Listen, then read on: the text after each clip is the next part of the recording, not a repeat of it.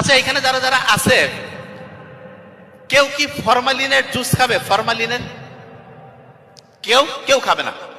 তাই আজ থেকে প্রায় বলা যেতে পারে 32 না 1997, তার মানে 1997 সালের আগ পর্যন্ত আমেরিকায় কিন্তু ফরমালিন কোনো খারাপ জিনিস হিসেবে ছিল না।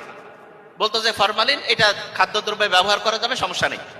97 পরে এফডিএ, আমেরিকার যে ফুড এবং ড্রাগ অ্যাডমিনিস্ট্রেশন, তারা সিদ্ধান্ত নিল যে না, ফরমালিন যদি কেউ রেগুলার খাবারের সাথে শরীরের মধ্যে যায়, তাহলে কিডনি, লিভার, এই জিনিসগুলো আস্তে আস্তে ধ্বংসের দিকে চলে যায়।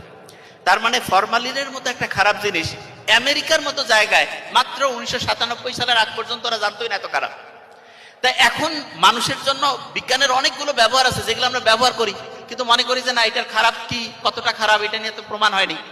প্রমাণ হইতে একটা জিনিস কিন্তু টাইম লাগে, এবং আল্লাহ যে মানুষকে বানিয়েছেন উনি জানেন যে কোনটা মানুষের জন্য খারাপ হবে, কোনটা ভালো হবে। Subscribe, please.